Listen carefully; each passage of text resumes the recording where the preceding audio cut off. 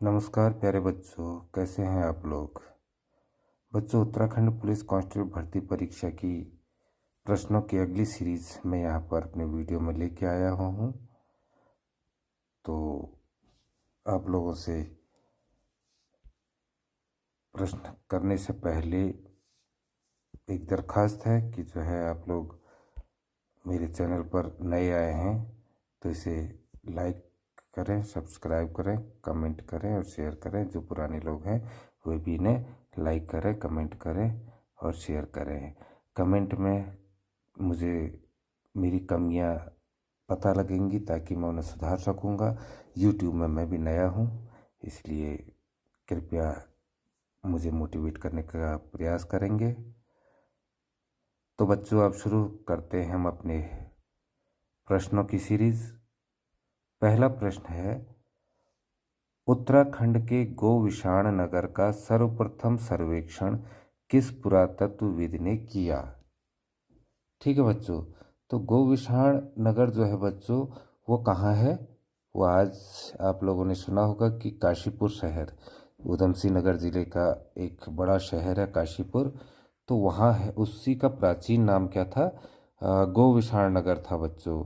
तो उस समय जिस समय इसका नाम गोविषाण था तो उस समय राजा हर्षवर्धन का शासनकाल था। तो यहाँ पर क्या आएगा बच्चों, कनिंघम। कनिंघम ने जो है सर्वप्रथम सर्वेक्षण इस जो कनिंघम थे, पुरातत्वविद थे, उन्होंने इसका सर्वप्रथम सर्वेक्षण किया बच्चों। अगले प्रश्न में आते हैं। दूसरा प्रश्न है हमारा बच्चों, उत्तराखंड के प्रसिद्ध ऐतिहासिक स्थल गोविषाण की पहचान की गई है। मैंने अभी बताया बच्चों कि जो है गोविषाण को किस नाम से जाना जाता है, आज के काशीपुर नाम से। तो option A is the right answer. ठीक है बच्चों, अब हम चलते हैं अपने तीसरे प्रश्न में। तीसरा प्रश्न है कि मौर्य शासक अशोक द्वारा यमुना टॉन्स नदी के संगम पर स्थापित शिलालेख किस भाषा में है। तो बच्चों, अशोक मौर्य शासक जो था उनका जो है एक शिलालेख यमुना और टॉन्स नदी के संगम पर मिलता है। यमुना टॉन्स नदी कहाँ है, ये देहरादून है, करीब 50-55 किलोमीटर दूर बच्चों यमुना और टॉन्स नदी का संगम है। उस स्थान को हम कालसी भी कहते हैं। तो यहीं पर से जो है अशोक का शिलालेख भी हमें मिला है। तो बच्चों, ये शिलालेख किस भाषा में लिखा गया था, ये लिखा गया था या तो प्राकृत भाषा में और ब्राह्मी भाषा में। तो यहाँ पर हमारे पास ब्राह्मी भाषा दिया गया है, तो इसका सही उत्तर है ब्राह्मी भाषा बच्चों। अब हम चलते हैं अपने अगले प्रश्न में। उत्तराखंड में किस स्थान से शिलालेख मिले हैं। ठीक है बच्चों, अब इसमें पूछ रहा है कि उत्तराखंड में किस स्थान से शिलालेख मिले हैं। तो अब पहला क्या दिया है, लाखा मंडल। तो लाखा मंडल जो कहाँ है बच्चों, ये है लाखा मंडल देहरादून में जौनसार भाबर का एरिया है ना एक। तो जौनसार भाबर एरिया में जो है लाखा मंडल है। तो यहाँ से हमें शिलालेख मिले हैं। माणा, जानते हो आप लोग, माणा बहुत चर्चित गांव है जो कि चमोली जिले में है, बद्रीनाथ मार्ग पर नज़दीक ही है। बद्रीनाथ मार्ग से शायद 7-8 किलोमीटर करीब है। तो ये भारत और तिब्बत सीमा पर लगा हुआ गांव है बच्चों। इसे भारत का पहला गांव भी कहा जाता है। तो यहाँ भी शिलालेख हमें मिले हैं।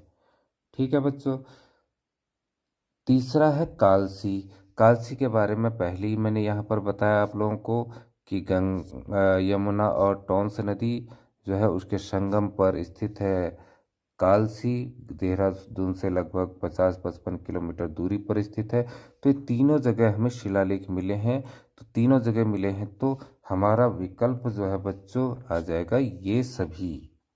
इस विकल्प क्या हो जाएगा, ये सभी is the right answer, right option. ठीक है बच्चों, अगले प्रश्न में चलते हैं हम। अगला प्रश्न है हमारा पांचवा कि छंगलेश की प्रशस्ति प्राप्त हुई। छंगलेश या छांगलेश कहते हैं इसे। तो इसकी प्रशस्ति प्राप्त हुई। तो छंगलेश की प्राप्त प्रशस्ति होती क्या है बच्चों? बच्चों जो जो जो छंगलेश थे, ये थे तत्कालीन राजा जो है छंगलेश, एक राजा थे, उन्होंने लिखवाई थी, या इसे कहते हैं खुदवाई या उत्कीर्ण की गई थी बच्चों। प्रशस्ति जो है उत्कीर्ण, उस समय लिखवाई खुदवाई तो नहीं होती, तो शिलालेख टाइप के होते थे प्रशस्ति। जैसे हम प्रशस्ति पत्र देते हैं, वैसी किसी राजा की प्रशंसा में जो लिखे जाते थे और वहाँ के जानकारी दी जाती थी, तो उन्हें प्रशस्ति कहते थे। तो छंगलेश की प्रशस्ति, यानी छंगलेश जो एक राजा थे, उनके द्वारा लिखवाई गई प्रशस्ति थी। और अ, और जो है ये जो है हमें बच्चों खंडित रूप में, खंडित यानी कि टूटे हुए रूप में मिली है। कहाँ मिली है बच्चों ये? लाखा मंडल में। कहाँ मिली है? लाखा मंडल में। और लाखा मंडल है कहाँ? बताया भी आपको कि लाखा मंडल देहरादून में है, जौनसार भाबर क्षेत्र में। तो विकल्प बी इसका सही उत्तर है। अगले प्रश्न में चलते हैं बच्चों। छठा प्रश्न है हमारा कि जो है प्राचीन साहित्य में कुमाऊं क्षेत्र को किस नाम से जाना जाता था?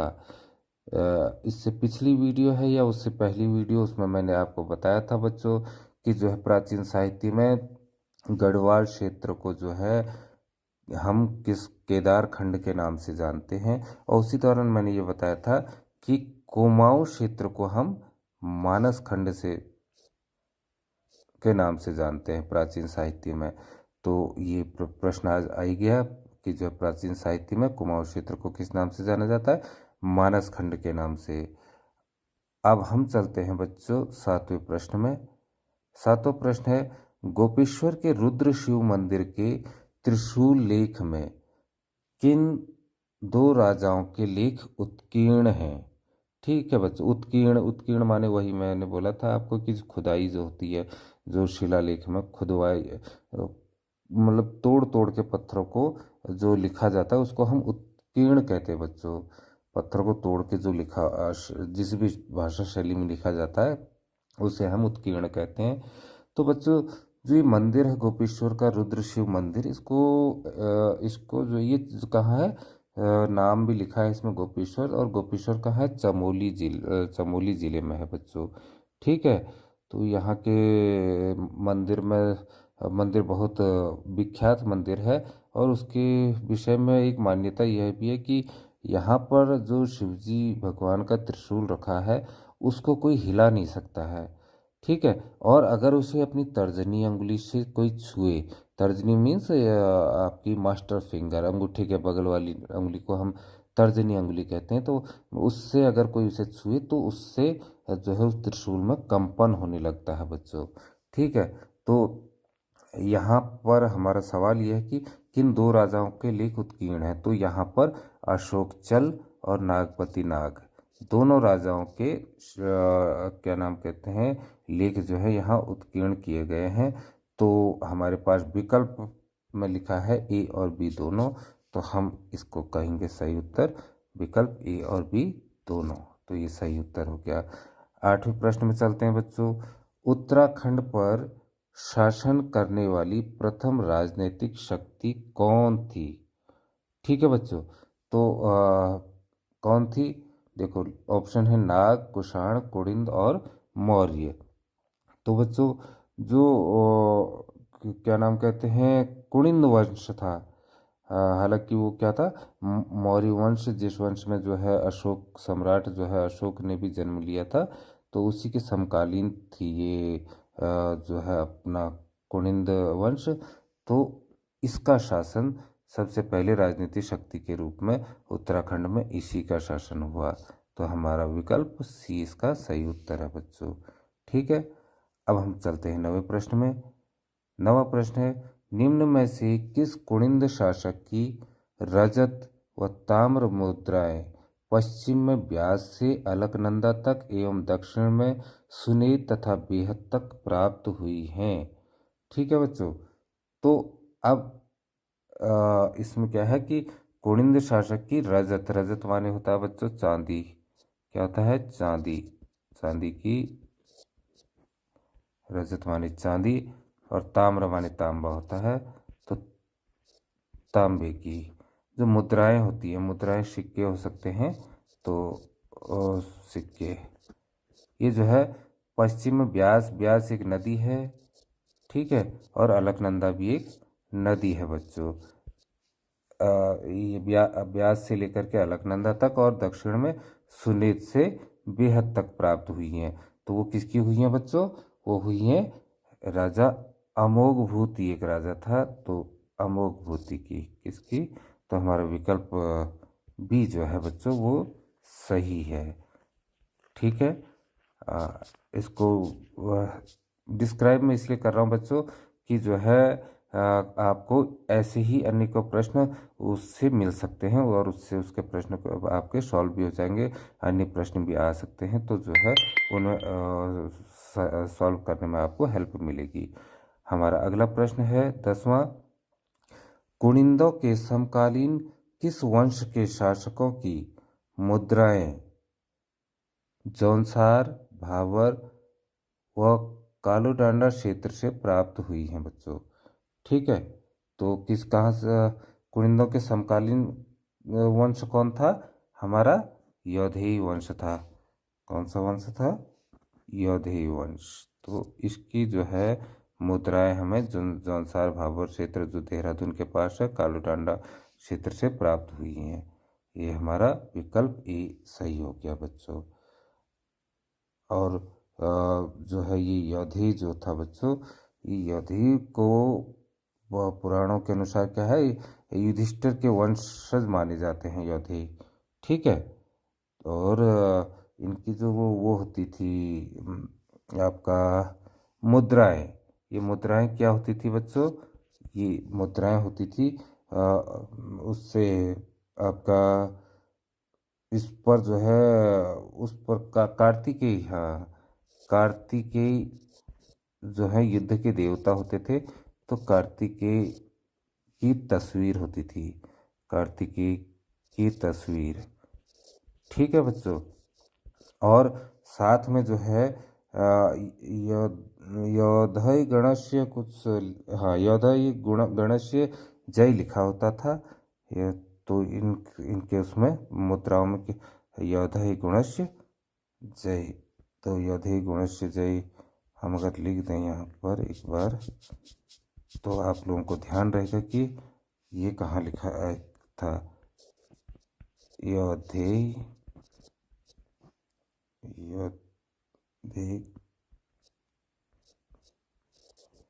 गणस्य जय, इस टाइप से उसमें ये पंक्ति लिखी होती थी और कार्तिकेय, युद्ध के देवता कार्तिकेय की तस्वीर होती थी बच्चों।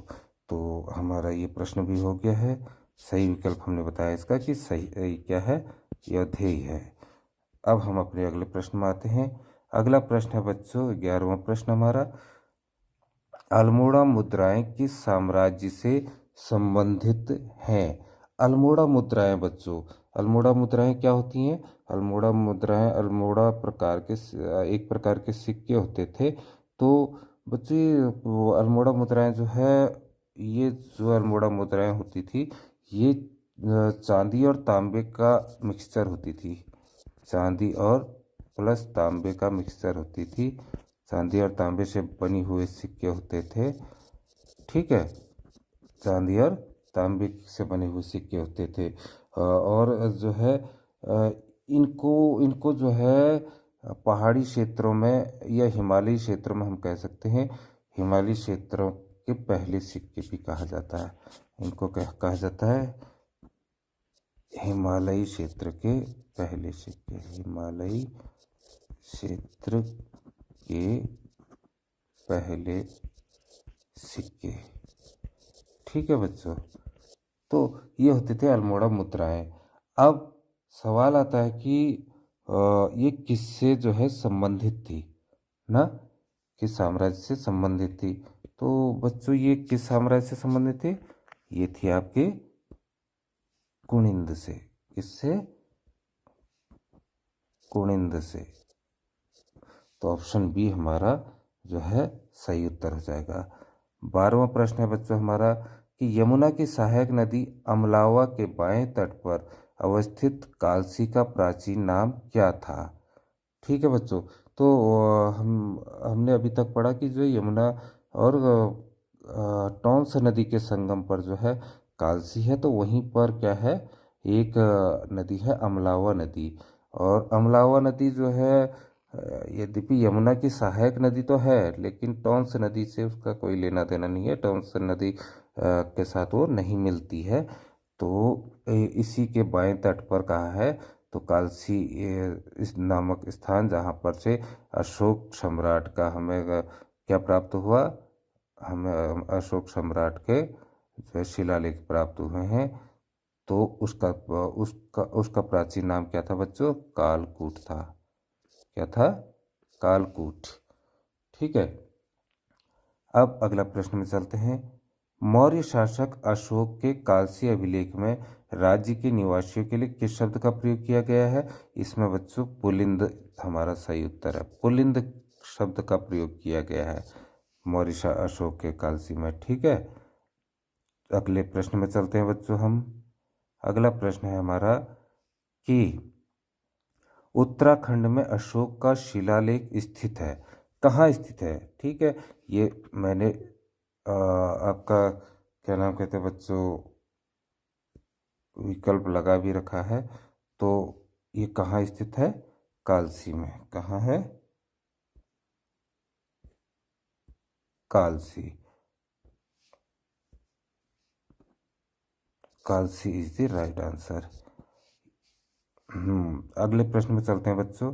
15वां प्रश्न है हमारा कि किस वंश के शासकों ने 5वीं शताब्दी के उत्तरार्ध में कृत्रपुर राजवंश की सत्ता समाप्त कर उत्तराखंड पर अधिकार कर लिया था। ठीक है बच्चों, तो कृत्रपुर ये कृत्रपुर राजवंश की सत्ता समाप्त कर उत्तराखंड पर अधिकार कर लिया था। ठीक है, तो ये किसने किया था, नागवंश ने। किसने, नागवंश से।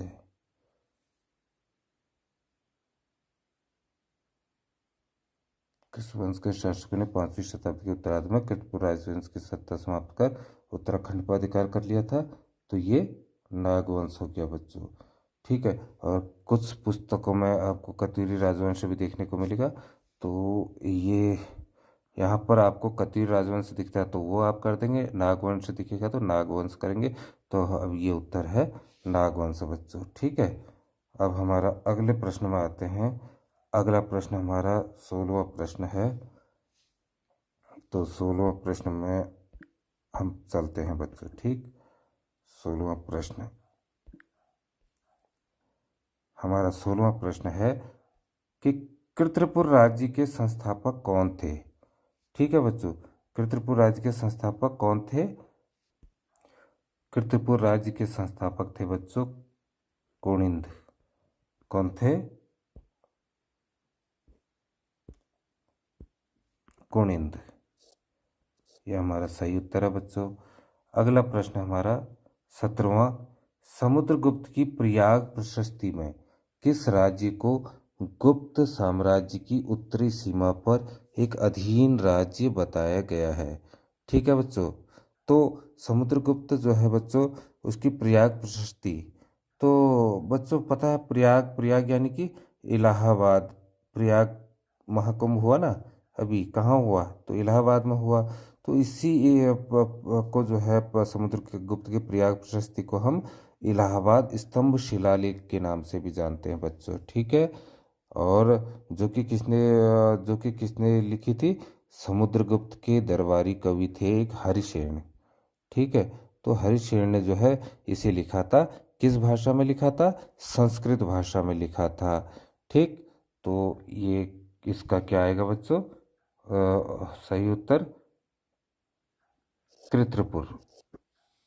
ठीक है, उस पर इनने बताया कि ये जो है समुद्रगुप्त का एक अधीन राज्य है। अधीन माने होता है गुलाम बच्चों, तो कृत्रपुर को उसने गुलाम राज्य बताया था। ठीक, और जो इनका ये प्रयाग प्रशस्ति है। तो इसमें जो है उसने गुप्त वंश का भी राजनीति इतिहास के बारे में लिखा, गुप्त वंश के बारे में जानकारी दी, ठीक है। और कृतपुर को क्या बताया, गुप्त साम्राज्य का एक अधीन राज्य बताया था। तो हम अब अगले प्रश्न में चलते हैं बच्चों। 18वां प्रश्न, निम्न में से कौन सा क्षेत्र शक संवत प्रचलन, सूर्य मूर्तियों और मंदिरों की उपस्थिति तथा शकों के अधिकार की पुष्टि करता है? बच्चों यह है कुमाऊं क्षेत्र। कौन सा है? कुमाऊं क्षेत्र सही उत्तर है हमारा। वीडियो लंबा हो रहा है इसलिए जल्दी जल्दी कर रहे हैं बच्चों। 19वां प्रश्न है हमारा कि प्रमाणिक साक्ष्यों के कारण किस राजवंश को उत्तराखंड का प्रथम ऐतिहासिक राजवंश माना जाता है? ठीक है बच्चों, तो इसका सही उत्तर होगा क्या? इसका सही उत्तर होगा कार्तिकेयपुर। क्या होगा? कार्तिकेयपुर। कार्तिकेयपुर को ही बच्चों कत्यूरी राजवंश भी कहा जाता है। इसको कत्यूरी राजवंश के, अगर इसकी जगह कत्यूरी राजवंश आता है तो वो भी इसी का नाम है। ठीक है बच्चों, कत्यूरी राजवंश। ये भी सही है और वो भी सही है, तो इसका सही उत्तर हो गया कत्यूरी राजवंश। और अब हम चलते हैं अपने नेक्स्ट क्वेश्चन में बच्चों।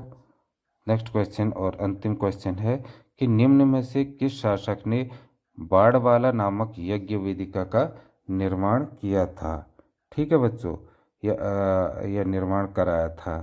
तो ये किसने करवाया था? बाड़वाला बच्चों, बाड़वाला एक जगह का नाम है। ठीक है, कहाँ है वो? वो बाड़वाला जो है एक यज्ञ वेदिका जो देहरादून है, देहरादून के नज़दीक जगत ग्राम में है। ठीक है, बाड़वाला। तो वहाँ पर जो है ये क्या है? यज्ञ वेदिका है। यज्ञ वेदिका आप जानते हो कि यज्ञ वेदिका कैसे कहते हैं? वही जिसमें अनुष्ठान, हवन, यज्ञ आदि होते हैं, तो उसको यज्ञ वेदिका कहते हैं। और इस यज्ञ वेदिका को जो है बच्चों भारतीय पुरातत्व सर्वेक्षण विभाग ने इसे क्या कर दिया है कि राष्ट्रीय स्मारक भी घोषित किया है। ठीक, और इस यज्ञ वेदिका पर जो है कुनिंद वंश के शासक थे। कुनिंद वंश के शासक कौन थे? शीलवर्मन। शीलवर्मन ने जो है अश्वमेध यज्ञ कराया था बच्चों यहाँ पर। तो इस कौन सा यज्ञ कराया था? अश्वमेध यज्ञ। अश्वमेध यज्ञ आप जानते हो, आपने रामायण महाभारत में पढ़ाई होगा कि अश्वमेध यज्ञ क्या होता है, जिसमें जो है यज्ञ करने के पश्चात एक घोड़े को छोड़ दिया जाता है, जहाँ तक घूमता है वहाँ तक उनका साम्राज्य होता है, आदि आदि। ठीक है, तो आज का वीडियो बच्चों यहीं समाप्त होता है। और वीडियो को पसंद आए तो लाइक करें और सब्सक्राइब करें, सबको शेयर करें। अगर कोई अच्छा चीज़ आपको दिखता है या कुछ कमी मेरी दिखती है तो आप प्लीज़ कमेंट करें, ताकि मैं उसे सुधार सकूं और नई वीडियो कुछ अच्छे तरीके से ला सकूं। तो धन्यवाद बच्चों, आपका दिन मंगलमय हो। Bye bye.